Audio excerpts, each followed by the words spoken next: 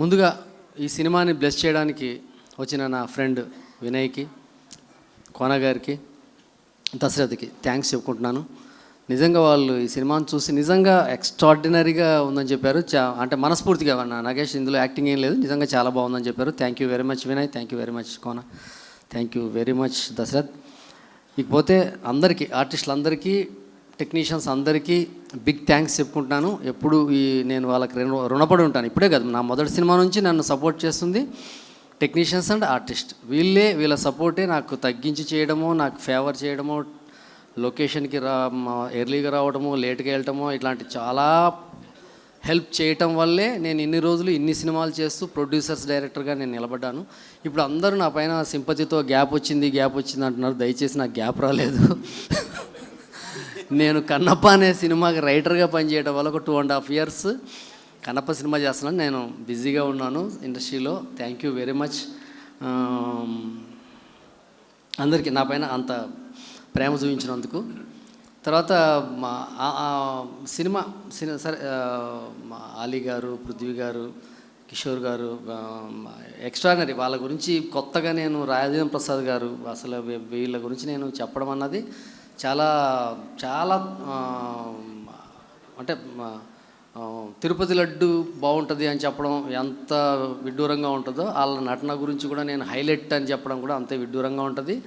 వాళ్ళు అద్భుతంగా చేశారు. సినిమా అద్భుతంగా ఉంది. ఇంకా దీంట్లో సెకండ్ వర్డ్ లేదనమాట. చాలా ఎక్స్ట్రాడినరీగా వచ్చింది. దీన్ని తీసి పక్కన పెడదాం. నాకు శ్రీకాంత్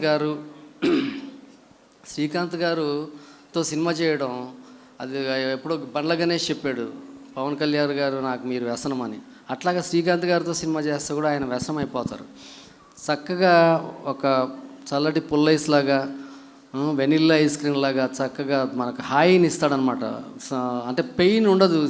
హీరో గారు వచ్చారు టెన్షన్, షాట్కి వచ్చారు టెన్షన్, ఇవన్నీ లేకుండా నాకు ప్రశాంతంగా నేను సినిమా తీసుకోవడానికి మీరు లొకేషన్లో ఉంటామన్నది అని నేను ఫీల్ అవుతున్నా. తర్వాత ఈ సినిమా శ్రీకాంత్ గారిని ప్రేమించే ప్రేక్షకులు, ఒకప్పుడు పెళ్లి సందడి, వినోదం, ఎగిరే పౌరమ, ఆమె, తాలి, ఒక అద్భుతమైన బ్లాక్ బస్టర్స్ చూసి ఎంజాయ్ చేసిన ప్రేక్షకులు అందరూ మళ్ళీ ఒక్కసారి థియేటర్కి రండి. This is my personal request, special request. మళ్ళీ శ్రీకాంత్ గారు బ్లాక్ బస్టర్ కొట్టబోతున్నారు. 1000% నేను గ్యారంటీ ఇస్తున్నాను. శ్రీకాంత్ గారి కోసమే ఈ సినిమాకి రండి, ఇంకెవ్వరి కోసం రానక్కర్లేదు. శ్రీకాంత్ గారిని మీరు ఎంజాయ్ చేస్తారు. అండ్ లయ రాజేంద్ర ప్రసాద్ గారు ఈజ్ గాడ్. ఆయన బ్లెస్సింగ్స్ గాడ్. ఆయన ద గ్రేట్. రాంప్రసాద్ గారి గురించి చెప్పాను కదా, తిరుపతి లడ్డు తినిపోగా. అంటే నిజంగా నేను క్యారెక్టర్ రాసుకున్నప్పుడు, ఆయనకు చెప్పినప్పుడు నిజంగా క్యారెక్టర్ రాంప్రసాద్ గారికి, వెంకటేశ్వర స్వామి గారు ఇలా చేస్తానంటే ఆశ్చర్యం వేసింది. అంటే నిజమైన ఒక ఆర్టిస్ట్ ఇలా ఉంటాడేమో అనిపించింది నాకు. ఆయన అప్పుడే ఈ క్యారెక్టర్లో శ్రీకాంత్ నన్ను అడిగినప్పుడు, నేను ఇలా చూస్తాను నాగేష్, నేను ఇలా కళ్ళు ఇలా ఐబ్రోస్ నేను ఇలా పైకెత్తుతాను, ఇలా చెబుతుంటే అబ్బా ఎందుకు కదా వీళ్ళు 50 ఏళ్ళ నుంచి ఇండస్ట్రీలో ఉంటారనిపించింది.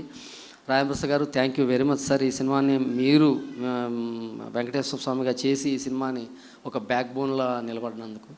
తర్వాత లయ గారు, ఈ సినిమాలో ప్రతి కుటుంబంలో ఉండే ప్రతి భార్య లయని ప్రేమిస్తారు, లయని ఇష్టపడతారు, లయని ఎంజాయ్ చేస్తారు. ఎందుకంటే వాళ్ళని చూసుకుంటారు లయలో. అరే నేను కూడా ఇంతే కదా అని అంత బాగా చేసింది లయ. సో లయ గారి ఇక్కడ లేకపోవడం నిజంగా అందరికీ బాధగా ఉంది. బదామిలో షూటింగ్లో ఉంది ఆవిడ. సో థ్యాంక్ యూ లయ గారు. అండ్ నేను ఈ స్టేజ్ పైన ఇప్పుడు మాట్లాడకపోతే ఎక్కడున్నారు వీళ్ళిద్దరూ, ఒక్కసారి వీళ్ళ గురించి మాట్లాడి. సాయి, అంటే ఈ సినిమా టెక్నీషియన్స్ అందరూ హెల్ప్ చేశారు నాకు. కానీ అంజీ, సాయి ఇందులో స్పెషల్.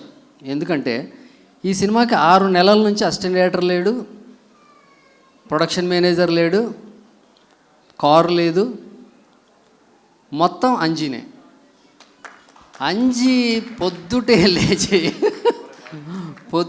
లేచి ఫోన్ చేసి, సార్ రెడీయా, బయలుదేరదామా అంటే కారు వేసుకొని వచ్చి అతను రీ రికార్డింగ్కి వెళ్ళి, ఎడిటింగ్కి వెళ్ళి, డబ్బింగ్కి వెళ్ళి మిక్సింగ్కి వెళ్ళి మొత్తం తను నన్ను నా వెంట ఉండి నన్ను నడిపించి సినిమా ఎంత బాగా తీసాడన్నది రేపు ఎలాగో థియేటర్లో చూస్తారు, అది వేరే విషయం.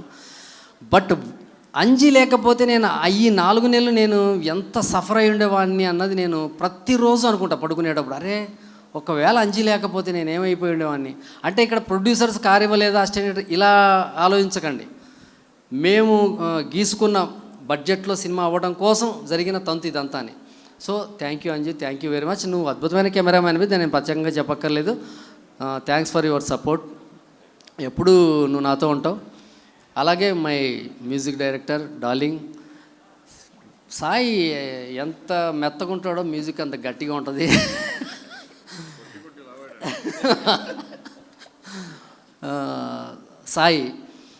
సాయి నాకు అద్భుతమైన సినిమాలు చేశాడు. ఈడోరకం ఆడోరకం, తెనాలి రామకృష్ణ, బిఏబిఎల్, బుజ్జీలారా, ఫెంటాస్టిక్ మ్యూజిక్. అంటే నాకు సాయి పాటల కన్నా రికార్డింగ్ మనం వింటూ ఉంటే మనల్ని మాయ చేసేస్తుంది మ్యూజిక్.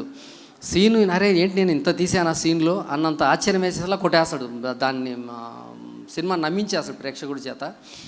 ఈ సినిమా ముఖ్యంగా నేను పాటలు బాగా తీస్తాను అని అంటారు.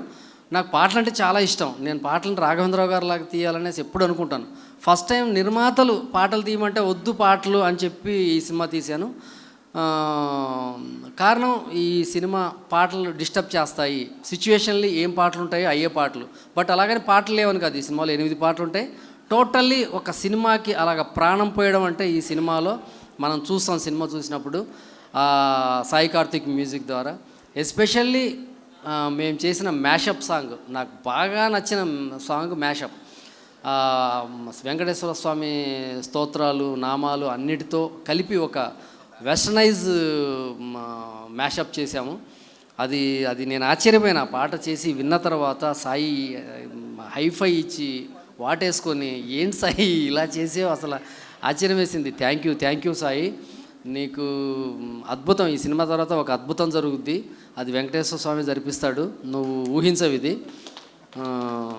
మన ట్రావెలింగ్ ఇలాగే ఉండాలని నేను మనస్ఫూర్తిగా కోరుకుంటున్నాను. Thank you very much. ఇంకెవరైనా మర్చిపోయి ఉంటే క్షమించండి, టైం లేట్ అవుతుంది. హీరో గారు మాట్లాడాలని కోరుకుంటున్నాను. హీరో గారికి ముందు మా చందు గారు ప్రొడ్యూసర్ గారి మాటలు కూడా విన్నాక అసలు చందు గారి గురించి మాట్లాడి మర్చిపోయాను. జీకే అండ్ సిఎన్ అంటే చందు నూతి. నాకు పెయిన్ ఇతనే, పెయిన్కి ఆయింట్మెంట్ ఇతనే. రోజు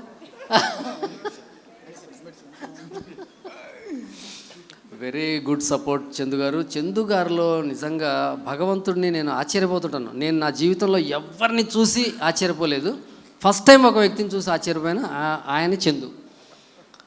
నిజం సార్, నిజం. అంటే ఒక మనిషికి ఇంత శాంతం ఉంటుందా అన్నది నేను నా జీవితంలో చూడలేదు. చందు గారు మీరు నా ఒక స్పెషల్ పీస్, ఇదే మెయింటైన్ చేయండి. నా వల్ల కాదు, నాకు కోపం ఫస్ట్ అసలు అలా నా ముందే ఉంటుంది కోపం. ఈయనకు అసలు కోపం అన్నది అసలు చాలా దూరంగా అసలు ఉన్నదన్న విషయం కూడా తెలియదు అనుకుంటా. చందు గారికి డబ్బులు చాలా జాగ్రత్తగా ఖర్చు పెడతాడు తప్ప మిగిలిన అన్ని విషయాలు ఉంటారు. థ్యాంక్ యూ చందు గారు. జీకే గారు ఇక్కడ లేరు, ఎక్కడున్నా ఈ సినిమాకి మూల పురుషుడు ఆయనే. సార్ మీరు సూపర్ డూపర్ హిట్ కొట్టబోతున్నారు. మన అందరం కలిసి మీకు బ్యాగులు డబ్బులు రావాలి, మీకు అవసరం లేదు, అయినా సరే రావాలని మనస్ఫూర్తిగా కోరుకుంటున్నాను. Thank you very much.